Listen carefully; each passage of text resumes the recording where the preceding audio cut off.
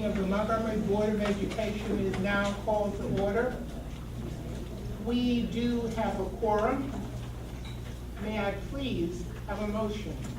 Madam President, I move that we accept the agenda as printed. Second. It has been moved and seconded that we accept the agenda as printed. All- Madam President, revised agenda. Thank you, Ms. Ross. Thank you. It has been moved that we accept the revised agenda as printed. All in favor, please raise your hand. And the motion is carried with 7 votes. Ms. Davis? Good morning, everyone. Today, we're pleased to recognize a group of students from Johnny Carr Middle School, as you see at Joe Invest this morning, who won multiple awards during a statewide Spanish competition. And joining us today is their teacher, Omira Castleduck. Would you please come forward? Buenos dias. Yes. They are also accompanied by their principal, John Johnston, who's in the back, and all of their parents and family and supporters. And you all would stand quickly,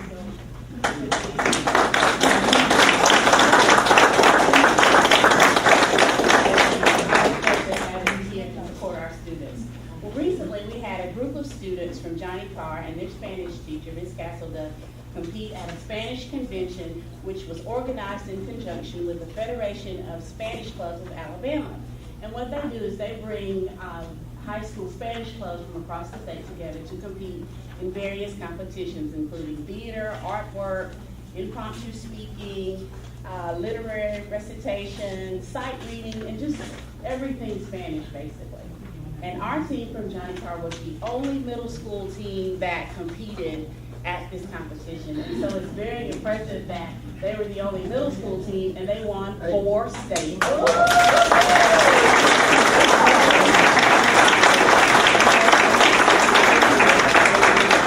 we want to recognize them today, and I'm going to call their names, and they're going to come forward, and Superintendent Allen is going to give you a certificate to frame.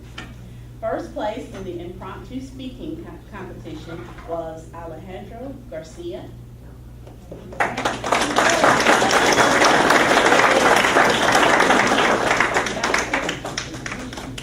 Congratulations.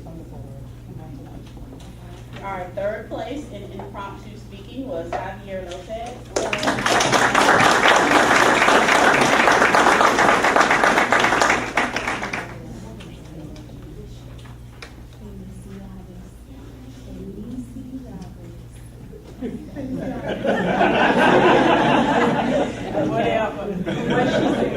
Fourth place in the poster contest was Priya Patel. Priya is out of town. Okay. Thank you so much. And second place for skit is Bryce Hampton.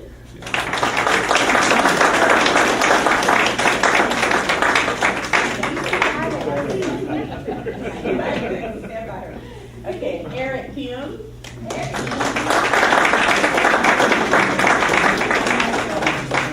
Roy Alcoma.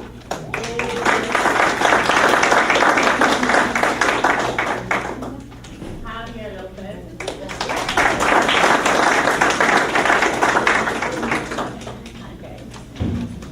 Okay.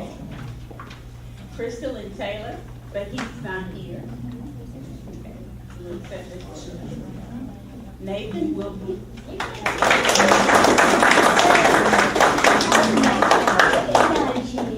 And Nathan is And he also gives great tours. he's in the process of moving to Hawaii. Soon. Tomorrow he's going to Hawaii. Oh. You can go with him. Jasmine Isaac.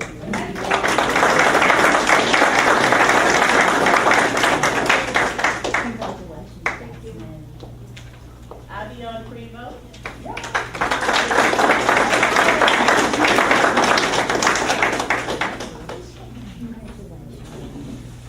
Jaden Williams.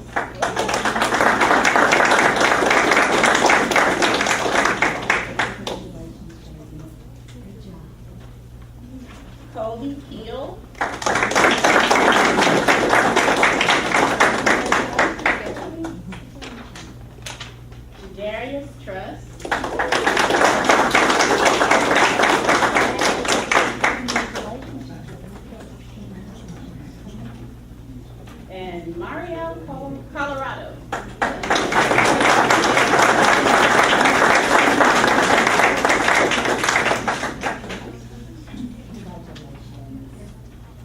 Please join the board in congratulating our Spanish students from Johnny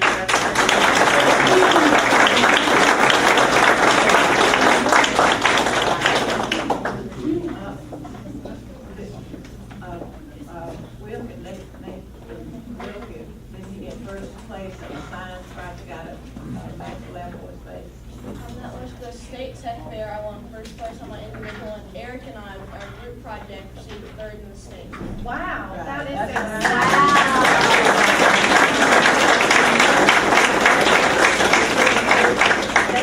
Thank you so much. Thank you, guys. Have a great day. Thank y'all.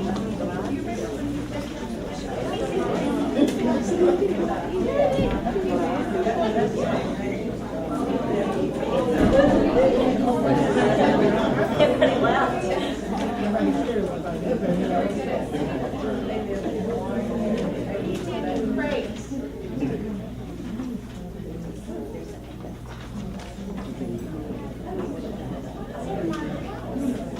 Adios.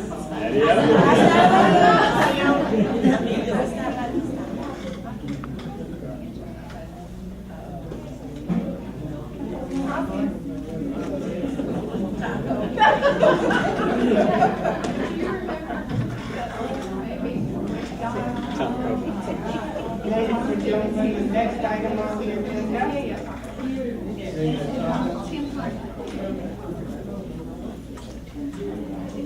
The next item on the agenda we will receive as information. Superintendent?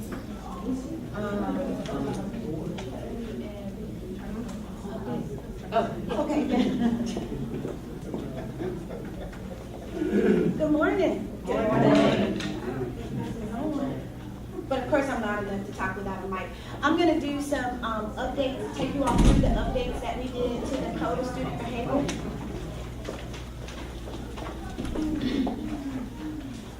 I just want to, before I begin, thank Ms. Johnson and her team again. They've been really wonderful to work with through this process. The revisions that we made on these, I got them to them, of course, at the last minute, and they made them and put together a little packet for us. These are the only pages that we have right here that we're making changes to. So I just want to thank them. Can we give them another hand for that? So I'm going to start with the cell phone device policy. The changes, of course, are in red. Some of those are just formatting changes, some sentences that I added in, like, of course, I added in iPhone and electronic devices. The sentence in the middle that says, unless stated, cell phones and other electronic devices are to be out of view and not in use while students are in the school building, in classes that may be held outside of the building and on school-sponsored field trips. That part that's in red was already in there. I just moved it. I just kind of reformatted the language a little bit. So that's not any added language. The next part in red is the added language. If a cell phone rings or beeps in class, it is considered being in use. This next sentence was added. Therefore, it is advised that student phones remain off while in the school building. Students assigned to behavior alternative sites are to adhere to the MPS cell phone usage policy. And this sentence was added as well. Procedures for confiscating, securing, and returning devices will be developed on a school-by-school basis.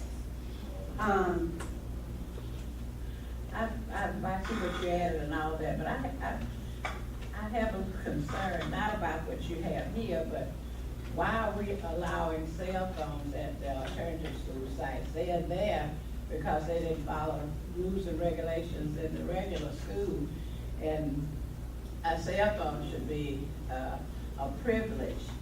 And if they're at the alternative sites already, and we know that these kinds of things have happened in the traditional schools, so I'm concerned about cell phones at the alternative site.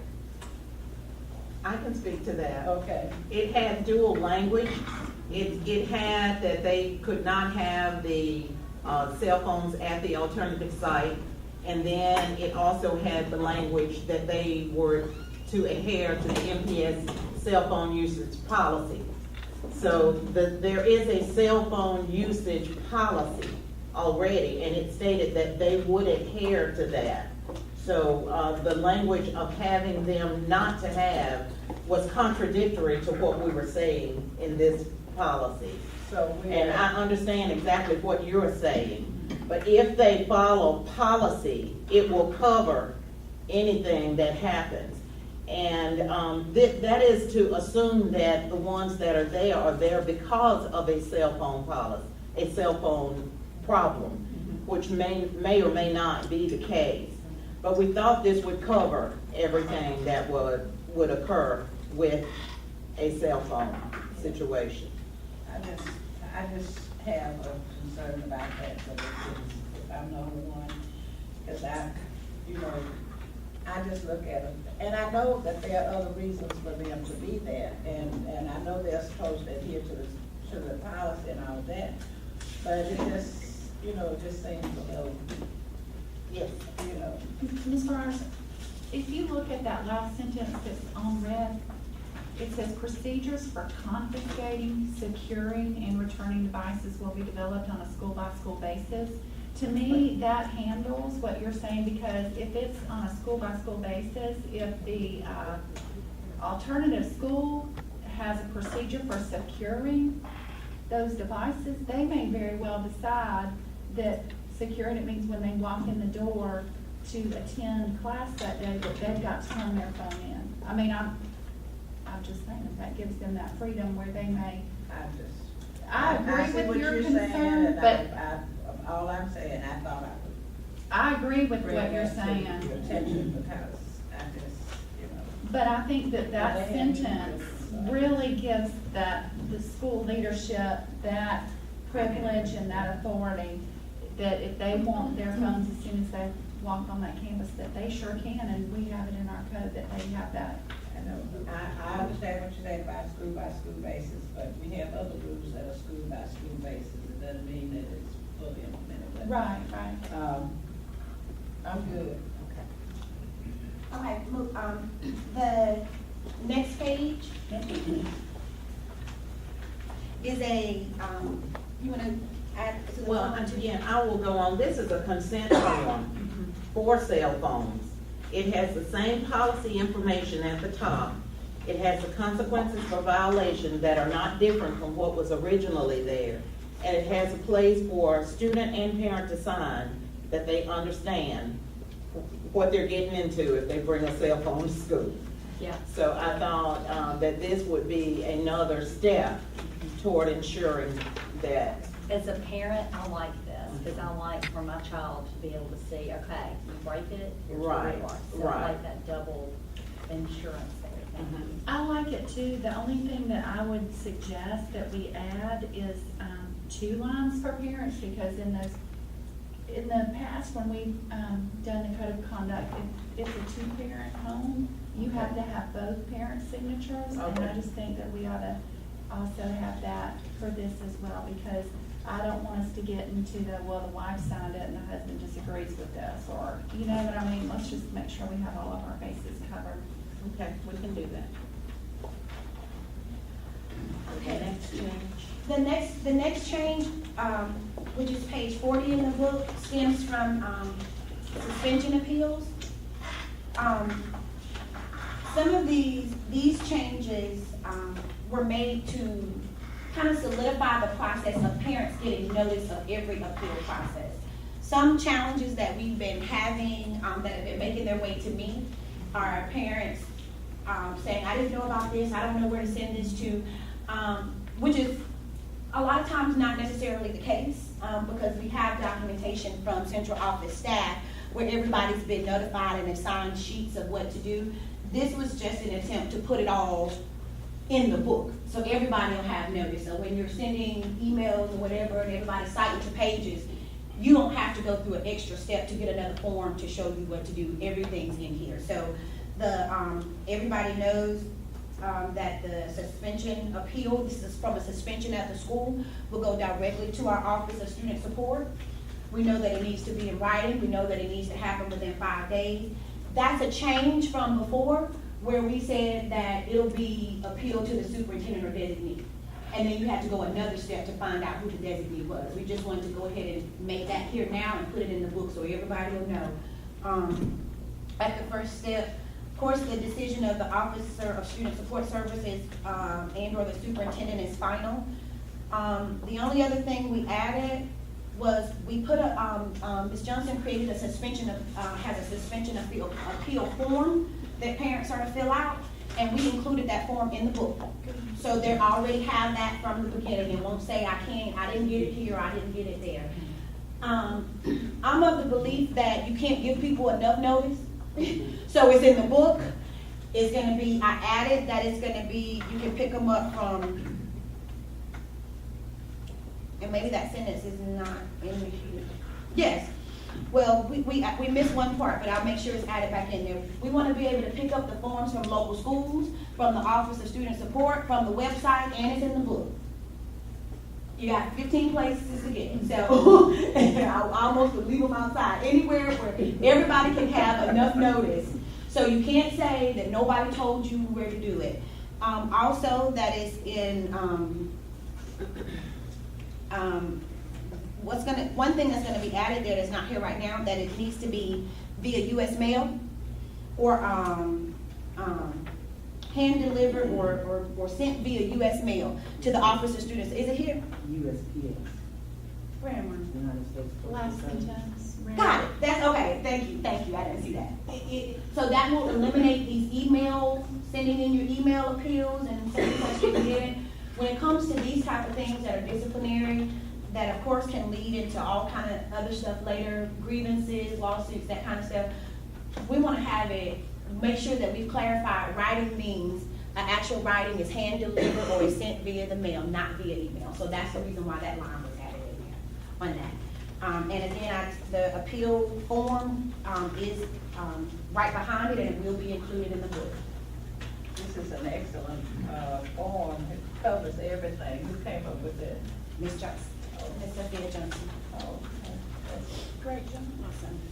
we needed something like this to help. Great deal. Okay, so going to page 54.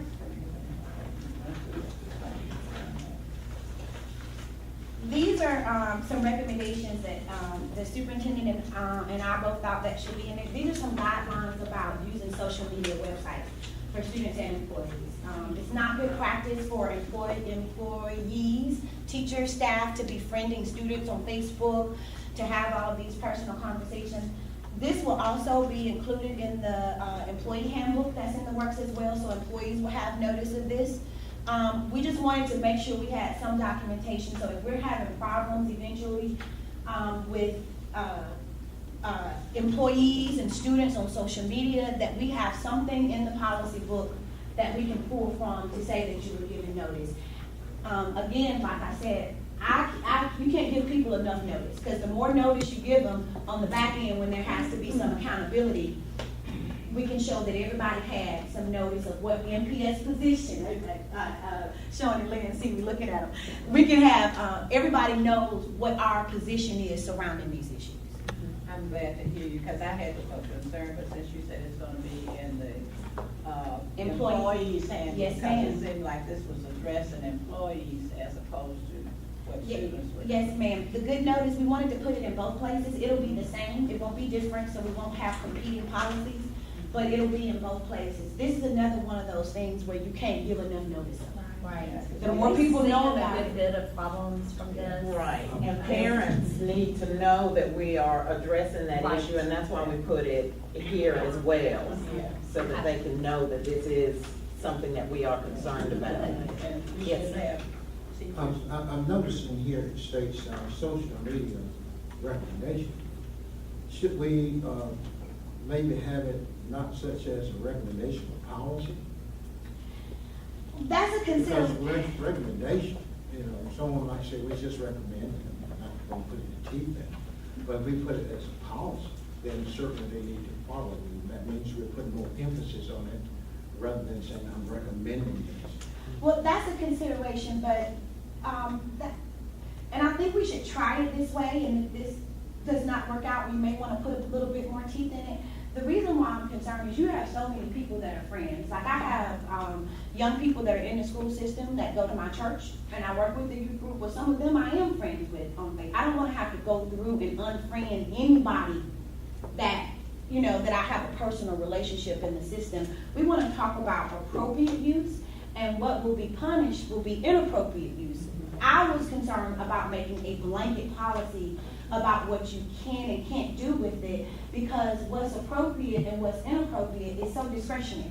I mean, we all know it when we see it, if that makes sense, but I don't know that a rule saying this is it and this is that. I want to leave us a lot of discretion, you know, in determining what is and isn't appropriate, if that makes sense. I agree. Just to give you an example, Mr. Porterfield, one of my daughter's tennis teams, they used Facebook as the school team to let them know what uniform they were wearing for the next match. And I mean, that was how they communicated as a team for at least the last 2 years. So if we say no social media, I mean, that's just a way that this next generation is communicating. And it's Well, I not just understand that, Facebook, it's But my all concern kinds of- was, Right, right. and still is, you know, when we talk of social media, that's relates to inappropriate conversations. And certainly, a lot of inappropriate conversations have led to other Sure. problems that we have experienced in this. So that we have policy, then certainly we can act on that rather than say, well, this was a recommendation. I as it relates to that understand. particular outcome. I understand, and there was something on like one of those news shows like Dateline or whatever Yeah, recently where they have lots of linked. that. Yeah. But I think there is a difference between having a one-on-one chat with a teacher, student, versus if you have a group and you're saying, okay, we're gonna have our science Olympiad practice Thursday at 3 p.m. You know what I mean? Absolutely. I think there's a difference between groups and. And person to person. Let me clarify one other thing though. Technically, this is policy. It's in our code of student behavior. It is policy. The policy is the recommendation. So if you want to change the title, we can put social media use policy and recommendation. Appropriateness, Exactly. Well, that's So, good, Ms. Yeah. Ross. say it again. a social media appropriateness. Yeah. Rather than that. I like that, Yeah, Ms. Ross, I think that- because that's exactly Yeah, what's I think that, appropriate. yeah, I think that more so than. Do you all agree down there? We need to check with the superintendent. She may- We'll work on we'll work on that language and Yeah, we'll. that- But no, Everything no, is today, combined Oh, I with know. paragraphs. I didn't see no agenda, so we're good. Yeah, I didn't want to get into, we're just receiving, but I'm making notes about what we're saying to go back. We just don't want to have to come back and make them again, because we still got another 30 days that we got to Right. do this. But I wanted to be clear that this policy, number one, it is policy, and number two, it's saying that this is the recommended usage. So we have the authority under this policy if there is inappropriate use of social media to take action. Because we're saying, we're clearly identifying what's appropriate and what's not appropriate, listed A, B, C, and D at the bottom. And if you're doing something inappropriate, and maybe we might. I think it's It appropriate needs for to the be recommendation, I think it as will work. appropriate. Right. I think that would. It needs to put be, the more word needs to be in there, the body. Yes, and we can even say, there will be consequences for inappropriate use. Yes, Absolutely. yes. We can add that language. I think. Thank you. Yeah, good. Okay. All right. The last page, well, the next to the last page is, our disruptive visitors.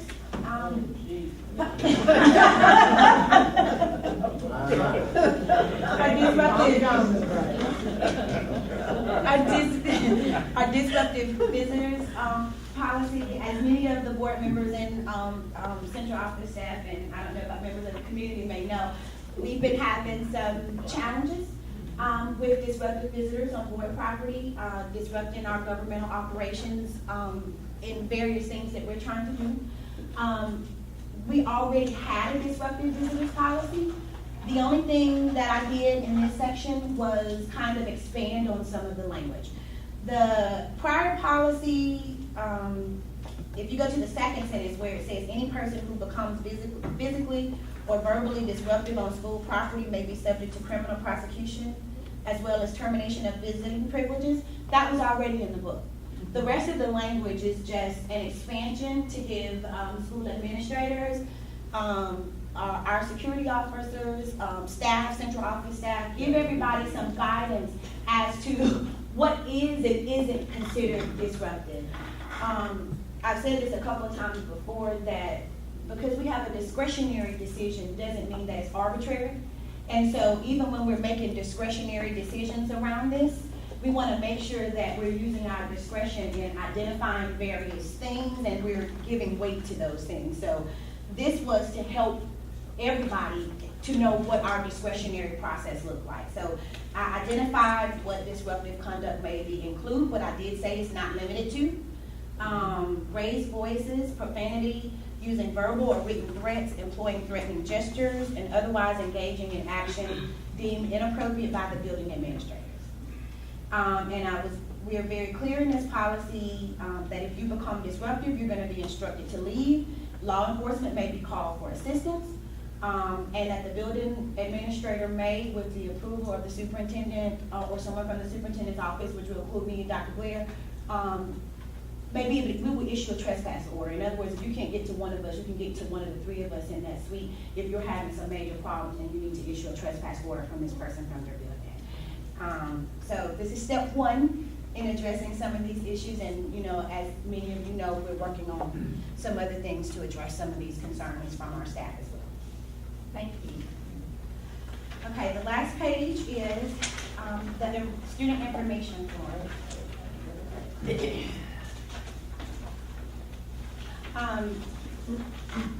I don't know how aware everybody is, but the SPLC has some concerns about the use of, and has filed some lawsuits about the use of Social Security numbers in registration and enrollment. The three major concerns in that process, they stem from an issue with immigration and making sure that the federal cases and the federal law concerning everybody having a right to enrollment and not being punished because of your immigration status, that the failure to provide a Social Security number would not hinder your enrollment. We believe that this is in compliance with where we're moving forward. I made clear on the form that the issuance of the Social Security number is voluntary. That's in parentheses. That's different this year than last year. And I also included this statement right there, not at the end of the form, so everybody knows that providing the Social Security number is voluntary. Under no circumstances will failure to provide a Social Security number prohibit registration. The Social Security numbers will be used in conjunction with the statewide enrollment system, and that this request is made pursuant to our Alabama Administrative Code section. We think that this will have us in compliance. I will go ahead and let you guys know that the SPLC has sent letters to, I think, about 90-something school systems around the state regarding this issue. We are one of them. But I had already been working on this issue even before we got the letter to try to resolve some of this. I've had communications with the attorneys from the State Department and SPLC regarding it. Hopefully, whatever issues that are still left on this will be resolved between Southern Poverty Law Center and the State Department, and that they will leave us alone because it's very clear from this what we're not trying to do, that it is totally voluntary. The State Department is working with them very closely to make sure that all of the systems are in compliance, and whatever in the laws that need to be changed, they're working on that as well. But I think this will keep us where we need to be.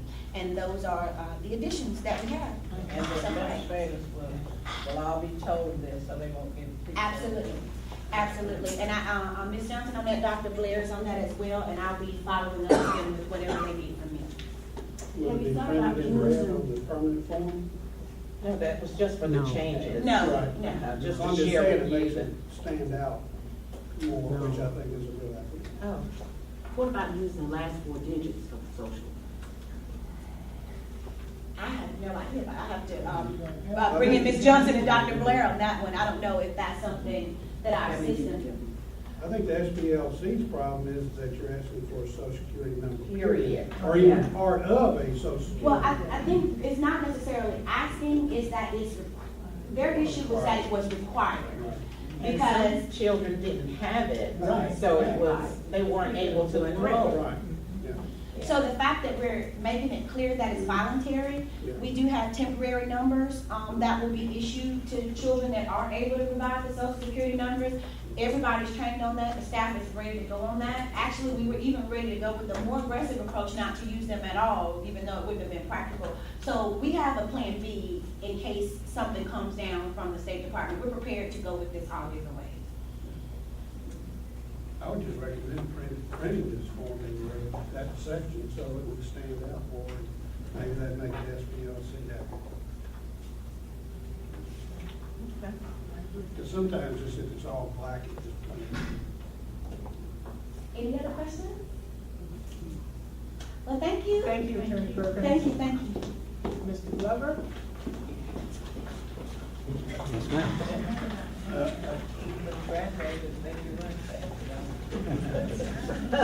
Madam Chair, members of the board, you got your financial report for the month of April 2014. It's the seventh month of the fiscal year. You'll see on the cover page, lines 1 and 2, total assets and total debits and total liabilities and fund equity for $25,612,644.30. The unreserved fund balance, $17,562,587.43. And the total fund equity, $25,546,861.22. On line 5, the beginning fund balance last October 1st was $17,436,870.62.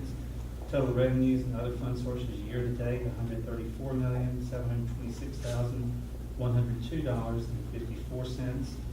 Total expenditures and other fund uses year-to-date, $126,616,111.94. So thus far this year, revenues have exceeded expenditures by $8,109,990.60, leaving ending fund balance on April 30th, 2014 of $25,546,861.22, the same as the figure on line 4 indicating the records are in balance. I'm glad to answer any questions. Board members, you have questions for Mr. Glover?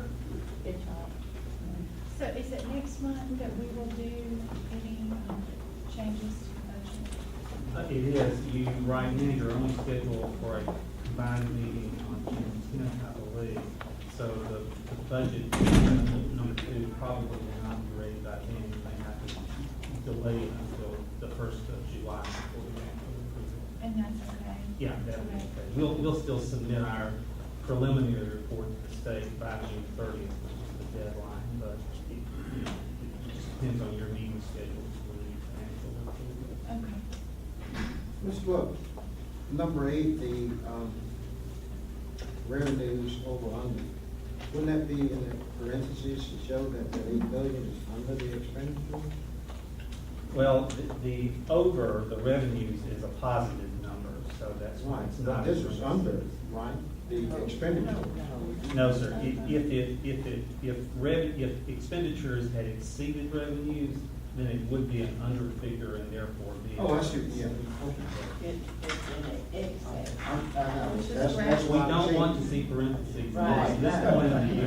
Not on my back. I Likely will looked at the at end it of the year. wrong, because that $8 million was added back to the, I guess, the 17 to get to 25, right? Yes. Okay. Thank you. Thank you, Mr. Glover. Ms. Allen? Yes. This is not the first preview for the elements of this strategic plan that you'll see today, but I wanted to bring it forward to you so that you can feel really, really comfortable with the preliminary parts of this plan. I had it on the agenda actually for you to approve today, but I took it off of the approval to give you an opportunity to really, really look at these elements that I'm going to provide for you today. And we can vote on it in 2 weeks.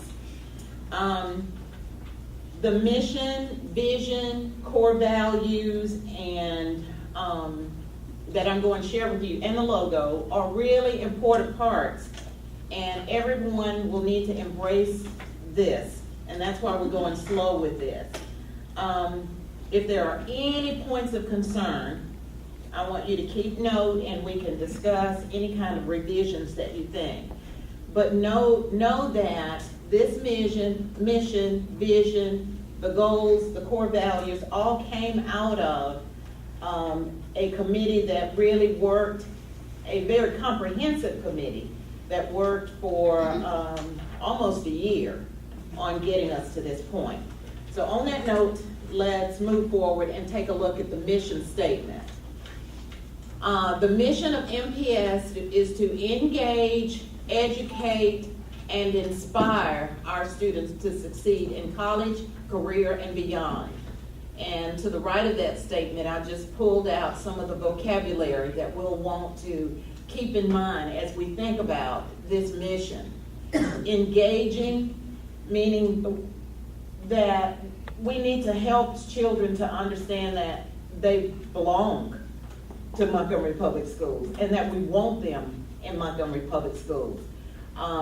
We want to educate them. We want to give them the knowledge and the skills, not just for the class that they're in for the day or for the class that they're in for the year, but we want to educate them so that they will be able to apply knowledge and skills for a lifetime.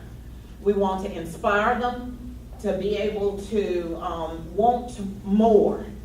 And so I think that this mission statement pretty much says that about what we want to do with our students. The next is the vision statement. You have to close your eyes on this one and picture MPS as a place where every single student is developing a love of learning, they're cultivating their intellectual curiosity, and they are dreaming. They're dreaming big of a future full of amazing possibilities. Again, we pull some words out because we want our students to develop this love of learning. We want our students busy, cultivating, figuring out how things work, not just with the classes that they're doing, but how things work in life. And we want all of our students dreaming. But more than that, we want to see that their dreams are being met through Montgomery Public Schools. The next part, we used to call these beliefs, but now we're calling them core values. These core values, these 6 beliefs, are specific actions that go right alongside of our mission and our vision statement. And if every staff member, starting from the boardroom down to the bus room, if we believe these things, if we collectively live out these core values, I think that we can see some wonderful things happening for our children. The first is commitment to achievement. We can't give up on our students, and that's basically what this says, that we push our students to do more, that we expect things from our students. We expect the best from our leaders, from our teachers, support staff, and that we are not going to accept anything less than that. We've got to commit to achievement. The next value is passion for learning, where we cultivate this. This repeats basically what our mission statement was saying, that we want them to have this love of learning, the intellectual curiosity, and drives the creativity. This passion is needed in order to see that vision come to life. If we're going to see the vision, we've got to have passion. And again, it's from the boardroom to the bus room. The next core value is integrity and accountability. And what this says to us is that we've got to walk upright, everyone, and we've got to walk right through. Our teachers and our leaders have to model integrity. And we really do have to show ourselves accountable to each other and to the parents, to the community, And I skipped the students, which is our first accountability.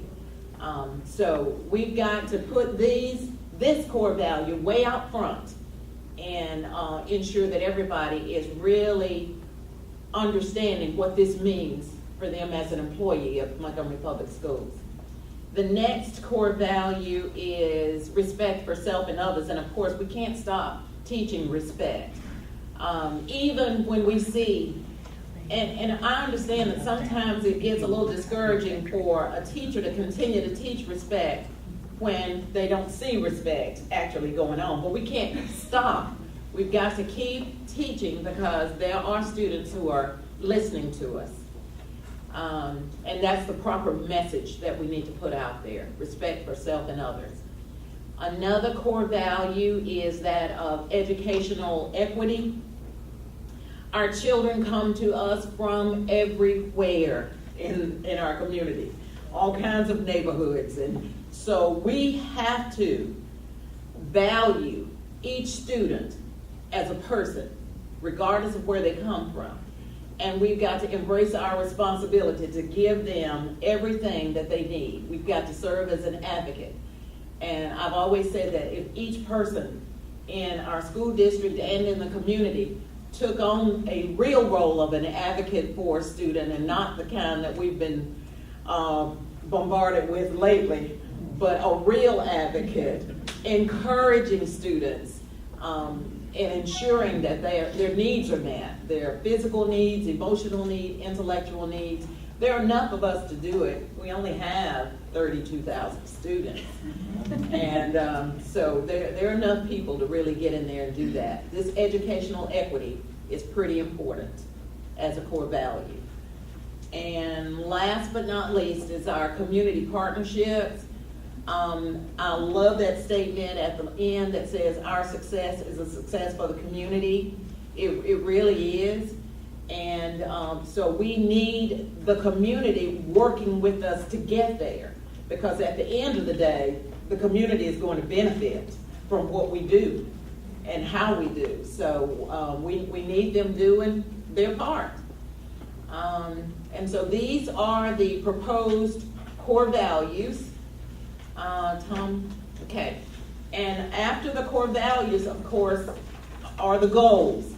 We didn't give in, and I'm not going to ask you to vote specifically on strategies. I want you to just approve the goals that we've set. And I asked Chris to kind of talk about, even though he wasn't even here when we initiated this, he knows where those goals came from because they mirror some of the State Department's goals to a degree. And so, Chris, if you would just speak on the state's goals and how those go alongside. No.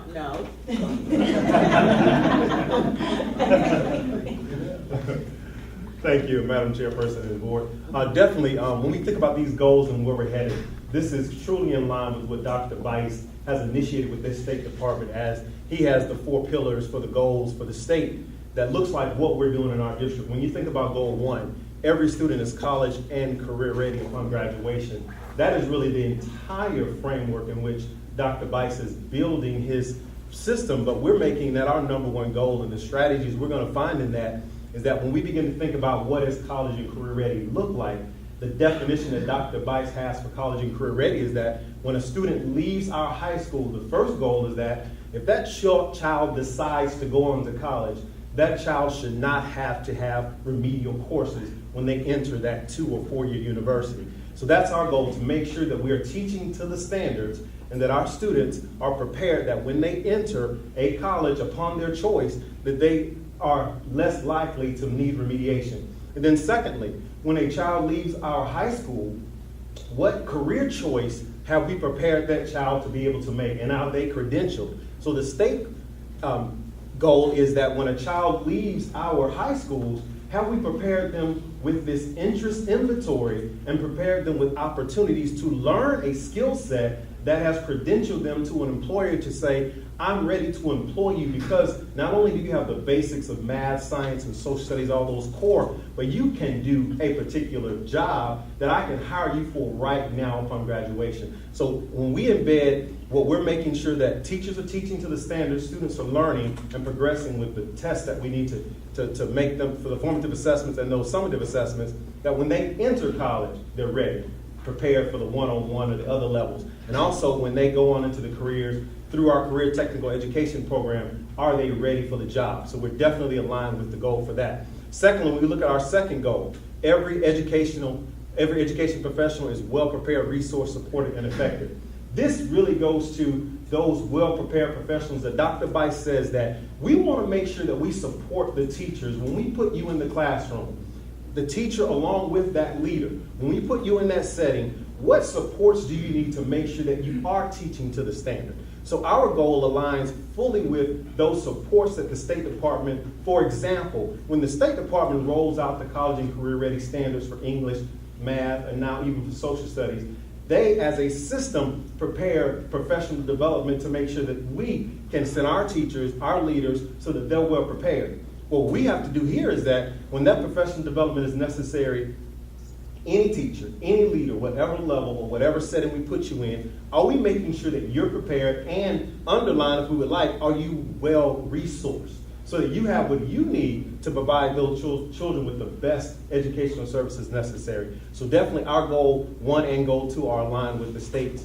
2020. Moving on to goal 3, every student has access to support systems that maximize opportunities for academic and life success. The State Department has a goal where it has a learning supports embedded in how do you make sure that the school and school systems provide supports that we have children that we know come into the classroom with other issues that some children do not come into in the classroom, that says you need a little more support academically or behaviorally to make sure that you can achieve the standard as well as any child that we could say child A, child B from different backgrounds, different things happening in the house. But how do we make sure that as a system, we put those learning supports in place? As the State Department says with the work they do, how do you align services such as alternative education or services such as response to instruction? What children need that says they're getting that level of instruction where they are. Our goal aligns fully with that because even you'll see in our org chart, that entire area that says that Executive Director for Learning Supports is to make sure that when we have any child, every child is looked upon as an individual. The factors surrounding that child are considered, and we put those supports in place that will allow those children to succeed in their environment. So we're definitely in line with that goal. Last goal we have is goal for every school engages parents and community partners in support of student success. That's exciting because what it says is, the word there is, the State Department does believe that our students have to be a reflection, well, our schools are a reflection of our community, put it like that. So the part that we're putting in place here is that how do we engage or fully incorporate the parents, their beliefs, their support, the community, our partners. You can think of the community as our businesses or well as the other city officials. But what does that community engagement look like in our buildings? So our goal is to make sure that the needs that the parents have for their children, the community, what they want to see happen in our buildings, that we're fully engaging the schools and communities in a partnership. And the State Department is mirroring this with their attitude of partnership. I like the respect that Dr. Bice has, if I can say, for the State Department is not a gotcha. We're here to work with you. How can we support what you do? So the key word here is that every school engages those parents and community members into a partnership to support the learners. So our goals, I'm excited, they are fully aligned with Dr. Bice's Plan 2020, and we are on the right track. Thank you. Yes, ma'am. Thank you. So when we vote, we're just going to vote on the goals. The strategies are going to change, even though we have done some wonderful work on the strategies, because not only did we use information from the 30, 60, 90-day plans, we already had some great ideas. I sat in on a work session with them recently where they were working through making sure that every strategy that was written was understood by everybody in the room. making sure that the language was appropriate and all. So, you had presented to you the vision, the mission, the core values, and the goals as a package. The last thing that I want to share with you, and you have a copy of the logo. If you would take a look at that, we wanted something that was just clean and that really represented us. It's here? Oh, okay, I'm gonna pass. If you look in the center, that was supposed to be a little clock, but I turned it into a person. And the person is wearing a graduation cap, and I need you to see that. When you look at this one, you see the M for Montgomery, but you also know that that M is a book, and the pages are going out to the community, and you will see the student in the center there as we pass that down. Don't you love it? Well, yes. Yeah. Good use of that space. Like that. Yes. Are we gonna be provided, will we be provided with the strategies for each of these goals in terms of? Oh, absolutely. Absolutely. That's what we're working on. I see that. Now that you've explained this, I see it. At first, I was looking at the lines and I'm trying to see how they report them. Oh, the pages of the book? Oh, yeah. Now I see it. It's clear. It's clear. Yeah, I like that. You I like like that it? it tells a Okay. story, and we need to make sure that we tell that story, Right. what it is. Because when you see it in, on a piece of stationery, you may not be able to see it, but you can explain it, what it is. It's Montgomery Public Schools reaching out to the whole community. So, and graduating as many as we I will take can. Dr. Blair. Okay. But that's the gist of it. The way you are reacting, I probably should have gone on for a vote today. But I'll wait. We'll wait 2 weeks. And the public can see it. we'll, Can see it. We'll leave it up here. It's really good looking. Yeah. I like the colors too. They're bold, they stand out, they're strong. all right, thank you. All right, that's it. Next item on the agenda is considered for approval. Superintendent? Okay, you have a copy of the revised org chart, and I say revised because in that first section, under instructional support, you will see where we made the 2 individuals that are there. Mr. Porterfield? Oh, I yes. don't mean to count, but Beverly was mentioned here, I think it's something that we might need to address with goal 1. What? Every student's in college and or career ready upon graduation. Oh, are you back They're on not gonna be strategic both plan? college, college and or career. Okay, you can write that down. I think we got that directly from, some do both. But we, And or. Huh? well, I don't think, okay, And career yeah, just think about it. and or. What you're preparing each child for college. And you or. also prepare For them for career. They choose that. Yeah, you don't need a warrant. Yeah. Okay. College and career. Right, I thought, right. it Because just got. everybody's not going to That's college. right. but College parents- and. Yeah. They're ready for both. Not and or. They're not gonna be both, but they will be ready. You They take care of all Oh, of them. yeah. Some may be. And Yeah, Vicki some- just reminded me of something. You know, this year was the first year that the career preparedness course is mandated for all, so all children. Right. So I think it'll, I think it'll work. And it's sufficient. As it is. Okay, back to the org chart, if we may. Again, I want to bring your attention to the fact that we are looking at instructional support, we're looking at the learning support, and then we're looking at the leadership and continuous improvement. Those 3 very important areas that we will need to focus in order to be able to bring, all that we've talked about here today together.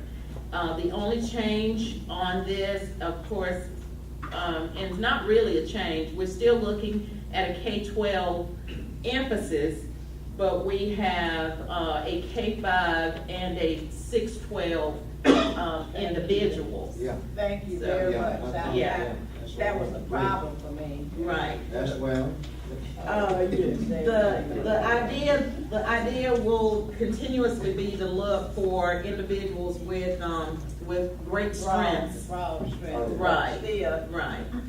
have somebody, so if there's a problem with K-5, we know to go to that person for Right. K-5. And when you have both doing the same thing, they say, well, that wasn't, in my job description. So you've given them a job description, really. Yes.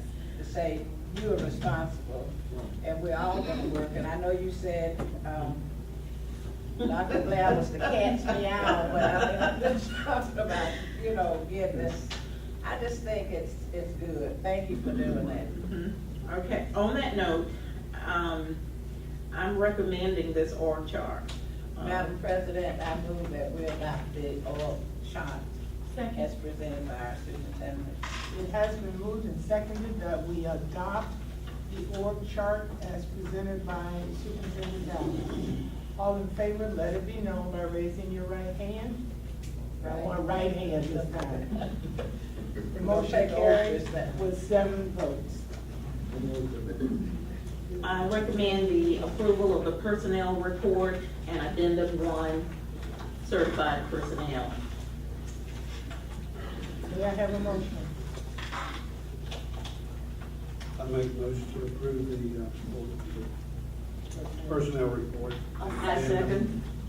It has been moved and seconded that we accept the recommendation of the superintendent for the personnel report and addendum 1, certified personnel. Although I have to say, there are a couple of retirements I'm sad to see. Yeah. It was one that just popped up, so I appreciate all their service. Yes. All in favor, let it be known by raising your right hand again. Can we do the left this time? No, I want the right again. Motion carries No, You're- I'm with 6 votes and 1 abstention. The next meetings are on the bottom of our agenda sheet. June 10th at 5 o'clock, combined meeting. July 15th at 5 o'clock, combined meeting. If there are no other items to come before the One board, announcement about the, press conference on tomorrow at 2 o'clock. All night. full enrollment press conference. Airbase. The main Airbase. We need to pass this back to Renee. Board members? No, It's the AV. Thank you. The meeting is now adjourned.